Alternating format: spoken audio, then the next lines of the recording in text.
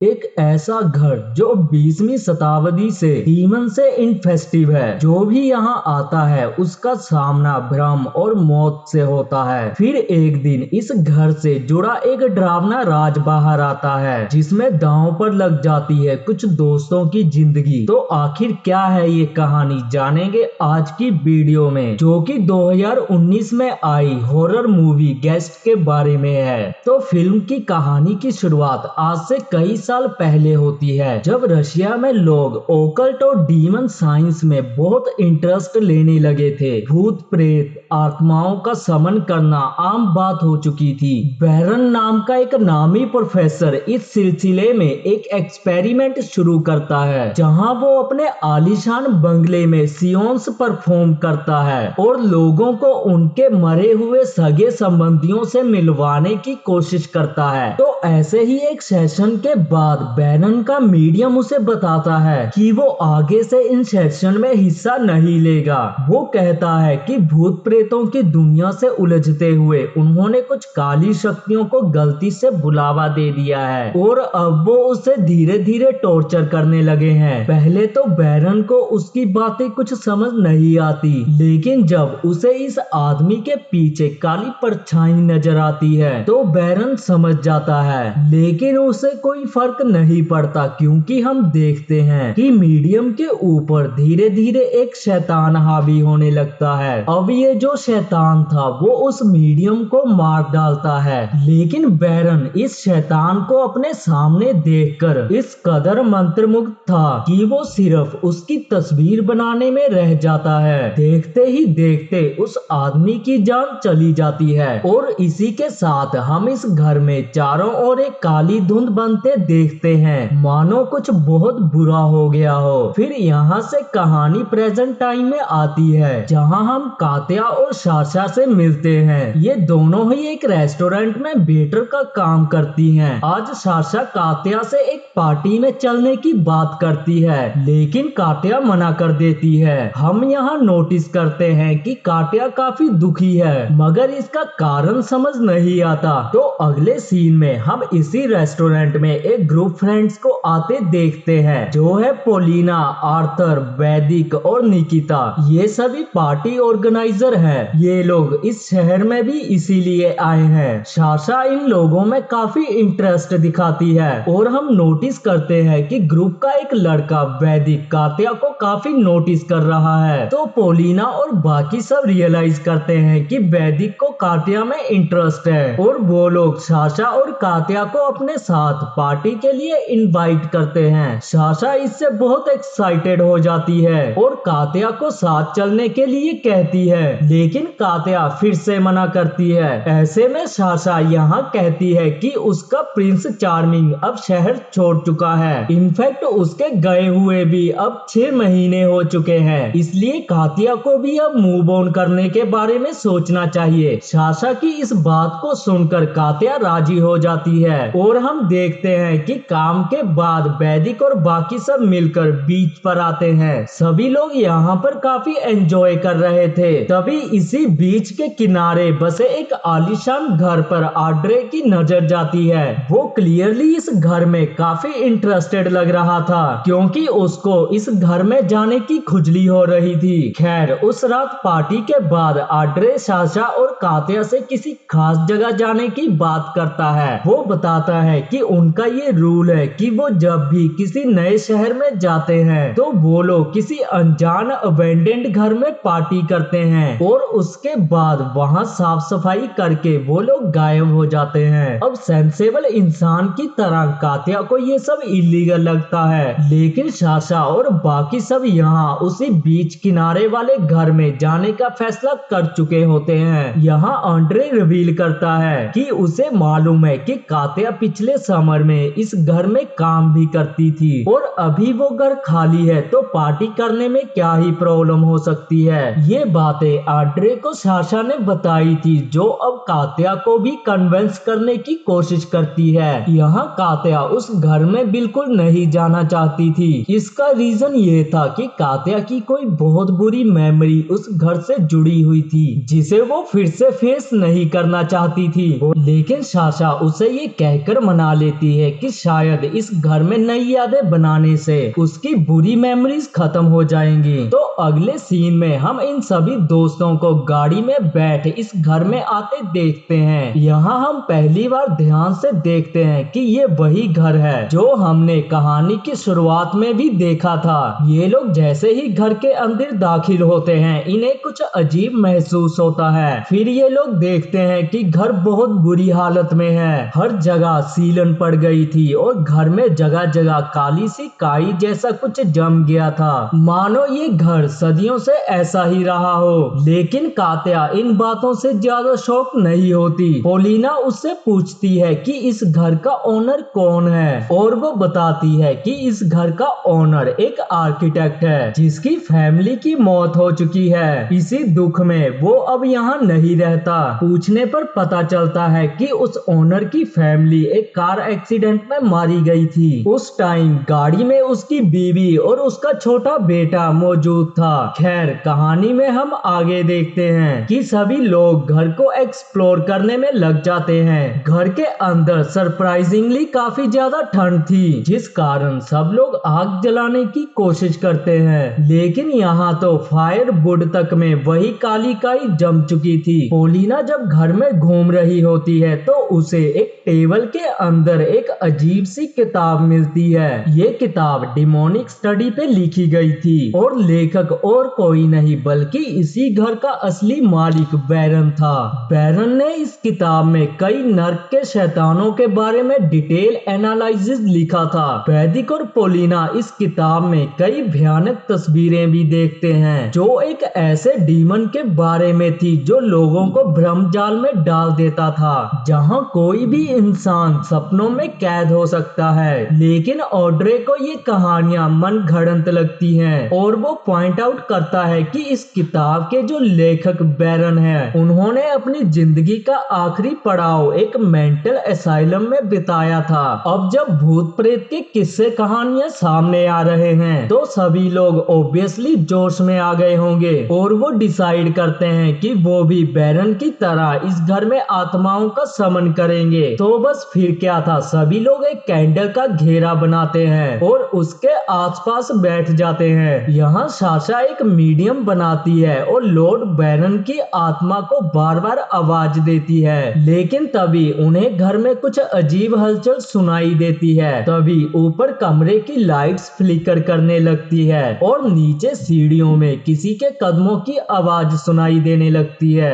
ये आवाज सुनकर ऑड्रे समझ जाता है कि घर में कोई दाखिल हुआ है। वो सभी लोगों को छुप जाने को कहता है और यहाँ हम कमरे में एक आदमी को एंटर करते देखते हैं जो कि नशे में पूरी तरह धुत होता है। ये आदमी सभी को बाहर आने के लिए कहता है और उन्हें जल्द से जल्द घर से निकल जाने की सलाह देता है। हम देखते हैं कि सभी के बाहर आ जाने के बाद भी कात्या बाहर नहीं आती, मानो इस आदमी से छुपने की कोशिश कर रही हो। बाहर आने के बाद ऑड्रे और उसके दोस्त इस आदमी को कॉन्फ्रेंट करते हैं क्योंकि इसकी हालत देख उन्हें यकीन नहीं होता कि ये घर इसका हो सकता है। वो सभी कात्या को बाहर बुलाते हैं जिसे देख ये आदमी चौंक जाता है। कात्या सभी के सामने ये कॉन्फ्रेंट करती है कि ये आदमी इस घर का ओनर नहीं है। इस पर ऑड्रे काफी गुस्सा हो जाता है जिस कारण इस आदमी और इन लोगों के बीच हाथापाई छिड़ जाती है। ऐसे में पोलिना इस आदमी को तेजर गन से बेहोश कर देती है ताकि वो लोग आराम से पार्टी कर सके। कात्या और वैदिक ऐसा नहीं करना चाहते थे लेकिन कोई उनकी बात नहीं सुनता।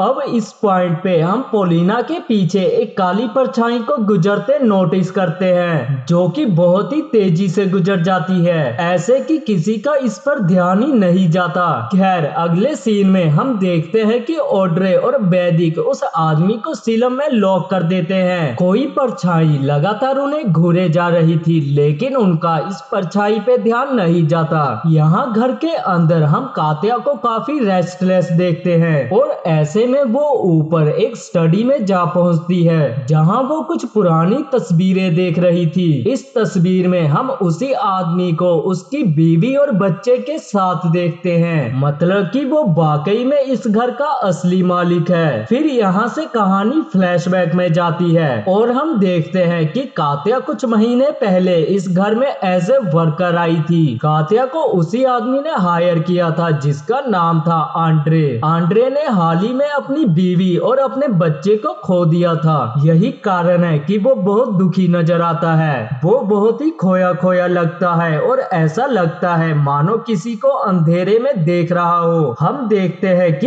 इस वक्त पूरे घर में वही काली लिक्विड इधर उधर फैल रही होती है और कात्या इसे संभालने की, साफ करने की कोशिश में लगी रहती है। हम कात्या को बीच बीच में आंड्रे को नोटिस करते देखते हैं और रियलाइज करते हैं कि वो कहीं ना कहीं उसे पसंद भी करती है। लेकिन एक दिन जब कात्या काम पे आती है तो आंड्रे उसे कंफर्म करता है कि अब उसे यहाँ आने की कोई जरूरत नहीं है। कात्या यहाँ पहली बार आंड्रे से अपने प्यार का इजहार करती है। वो उससे कहती है कि उसे मालूम है कि आंड्रे अपनी जिंदगी में बहुत अकेला है, लेकिन कात्या उसे संभाल सकती है। आंड्रे उससे कुछ कहने की कोशिश करता है, लेकिन इसी पर उसे कात्या के पीछे कोई नजर आता है। उसे देखकर वो एकदम से बदल जाता है और कात्या को यहाँ से निकल जाने को कहता है और वो कहता है कि वो कभी भी यहाँ दोबारा नहीं आ सकती और फ्लैशबैक यहीं पर खत्म हो जाता है और प्रेजेंट टाइम में कात्या से मिलने वैदिक आता है। वैदिक कात्या से माफी मांगता है और कहता है कि उसे इस घर में कुछ अजीब महसूस हो रहा है और उन्हें यहाँ से निकल जाना चाहिए। लेकिन कात्या वैदिक के बात का कोई जवाब नहीं देती। वो इंस्टेंट घर के बाहर की तरफ जाती है और बाहर से ही आंड्रे को आवाज देती है, लेकिन आंड्रे कात्या को यहाँ से चले जाने को कहता है। कात्या सिलम का लॉक तोड़ने की कोशिश करती है, लेकिन तभी वो उस डोर पर भी वही काली लिक्विड जमते देखती है जो वहाँ पर अपने आप ही जमा हो रही थी। ये देख कात्या बहुत ज्यादा डर जाती है और वापस घर के अंदर भागती है। यहाँ घर में भी कुछ अजीब होने लगता है। सभी लोग डांस कर रहे थे कि हम यहाँ एक छोटे से बच्चे को डोर पर खड़ा देखते हैं। ये बच्चा बहुत गुस्से में लग रहा था और अगले ही पल गायब भी हो जाता है। अब स्टडी में कात्या के साथ उस अजीब इंटरेक्शन के बाद वैदिक भी थोड़ा अनकंफर्टेबल हो चुका था। वो आंड्रे के कोट पॉकेट में पड़ी गाड़ी की चाबी निकालता है और उस गाड़ी को चेक करता है। उस गाड़ी में उसे एक ड्राइविंग लाइसेंस मिलता है जिससे वो समझ जाता है कि कात्या ने उन सब से झूठ बोला था। वो अंदर जाकर कात्या को कन्फ्रंट करता है और उससे पूछता है कि उसने ये बात उनसे क्यों छुपाई कि आंड्रे ही असल में इस घर का ओनर है। कात्या यहाँ बहुत डरी हुई लगती है और कहती है कि वो आंड्रे को अचानक देख बहुत डर गई थी। वो कहती है कि इस घर में कुछ तो गड़बड़ है। यहाँ हमेशा से ही हर जगह एक काली परछाई मौजूद रहती है, लेकिन अब उसे ऐसा लग रहा है कि ये परछाई आंड्रे की जान ले लेगी। वो उसी वक्त उन्हें आंड्रे को आजाद करने को भी कहती है, लेकिन यहाँ सभी लोग कात्या से अपसेट हो जाते हैं और पोलिना को लगता है कि असल में कात्या का आंड्रे के साथ कोई चक्कर चल रहा था। तभी अचानक ही वैदिक की नजर चिमनी में पड़ती है जहाँ ऊपर की तरफ कुछ छुपाया गया था। वो एक डंडे की मदद से इस जगह को प्रूफ करता है और वो चीज नीचे आ गिरती है। एक तस्वीर जो और किसी की नहीं बल्कि उसी बच्चे की थी जिसे हमने कुछ ही देर पहले पार्टी के बीच देखा था। ये देखने के बाद पोलिना यहाँ नहीं रुकना चाहती थी। उसे ये सब काफी ज्यादा अजीब लगने लगा और वो इन सब में इन्वॉल्व नहीं होना चाहती थी। वो तुरंत ही पार्टी वगैरह बंद करके जाना चाहती थी, लेकिन निकिता और साशा अभी जाना नहीं चाहते थे। उन्हें अभी भी ये सब बकवास लग रहा था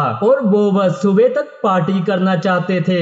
बेसिकली इनको मरने का शौक था। ऐसे में पोलिना उन्हें छोड़ के अकेले वापस जाने का फैसला करती है, जबकि वैदिक और कात्या आंड्रे को बचाने जाते हैं। घर के बाहर हम ऑड्रे को देखते हैं जो कार में बैठा सोने की कोशिश कर रहा था, लेकिन अचानक उसे एक अजीब सी आवाज सुनाई देती है। वो देखता है कि गाड़ी के अंदर भी वही काली सीलन पड़ने लगी है। उसे अपने सामने वाली सीट पर वही बच्चा बैठा दिखाई देता है। उसे देख ऑड्रे बहुत डर जाता है और वहाँ से भागने की कोशिश करता है, लेकिन वो वहाँ से भाग नहीं पाता। पोलिना के साथ भी वही भयानक हादसा होता है, जहाँ वो घर के बाहर टैक्सी के इंतजार में खड़ी थी। तभी अचानक ही उसके सामने एक बच्चा और एक डरावनी औरत की आत्मा खड़ी होती है। ये आत्माएं उसे भी मौत के घाट उतार देती हैं। दूसरी तरफ कात्या और वैदिक आंद्रे को सीलम से निकालने जाते हैं, लेकिन देखते हैं कि सीलम खाली पड़ा था।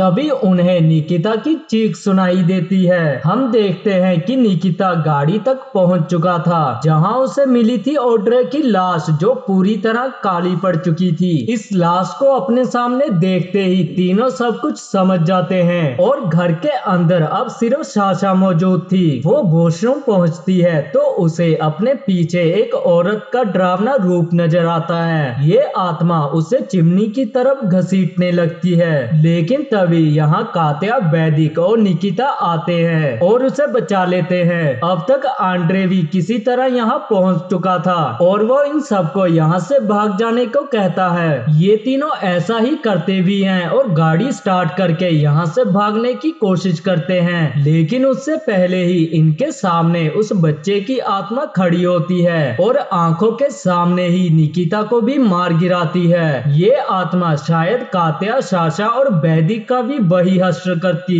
लेकिन एंड मौके पर यहाँ आंद्रे आ जाता है और हम देखते हैं कि आंद्रे आग लगाकर इस आत्मा को डरा देता है और वैदिक और कात्या को घर के अंदर छुपने को कहता है। घर के अंदर आंद्रे तुरंत ही फायरप्लेस में आग शुरू करता है और बताता है कि अब वो इस वक्त घर से बाहर नहीं जा सकते। उन्हें सुबह तक इन आत्माओं से छुपना होगा और इसके लिए आग का सहारा लेना होगा, क्योंकि एक ये आग ही है जिससे ये डीमंस डरते हैं। साशा अंदर से पूछती है कि ये आत्माएं कौन हैं, जिस पर आंद्रे बताता है कि ये डीमंस है, नर्क के डीमंस, जिन्होंने उसकी बीवी और बच्चे का रूप ले लिया है। वो कहता है कि सदियों पहले बैरन नाम का एक प्रोफेसर ने इस मकान में नर्क का एक दरवाजा खोल दिया था, लेकिन वो ये दरवाजा बंद नहीं कर पाया था। तो ऐसे में तब से लेकर आज तक इस घर में यही शैतान लोग राज करते हैं। शुरू में आंद्रे भी इस बात से अनजान था तो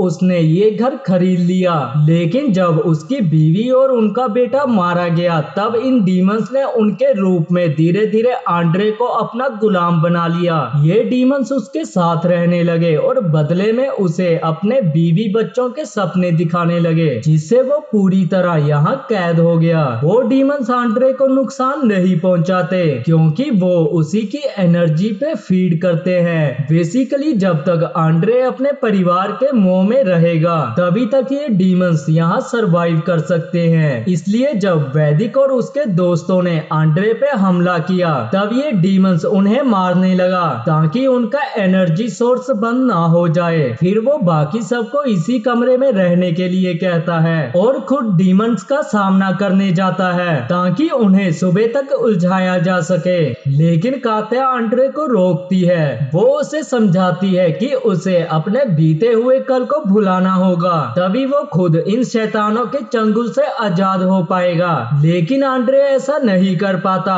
और ये शैतानी आत्माएं भले ही काली शक्तियां हो, लेकिन उसे इनमें अपना परिवार नजर आता है, वो परिवार जिसे वो खो चुका था। इसी बीच वो शैतान एक बार फिर इन पर अटैक कर देता है और इस बार साशा को मार डालता है। ये देख वैदिक रियलाइज करता है कि इन डीमंस को रोकने का बस एक ही तरीका है और वो है आंद्रे की कुर्बानी। वो कहता है कि आंद्रे ने ही इन डीमंस को इनवाइट किया है और उसके साथ ही वो इस घर को छोड़ पाएंगे। आंद्रे भी इस बात को स्वीकार करता है और कात्या और वैदिक को घर से भागने को कहता है। शैतान एक बार फिर उनका पीछा करने की कोशिश करते हैं, लेकिन इस बार आंद्रे खुद को ही गोली मार लेता है। जाते जाते वो कात्या को समझाता है कि वो उसके जैसी गलती ना दोहराए और जिंदगी में आगे बढ़ने की कोशिश करे। कहानी के एंड सीन में हम घर के उन डीमंस को गायब होते देखते हैं, लेकिन इस बार वो कहीं से कात्या के सामने आ खड़ी होती है। वो भी आंद्रे का रूप लेकर। शायद ये काली शक्ति जानती थी कि कात्या कहीं ना कहीं आज भी आंद्रे को चाहती है है और वो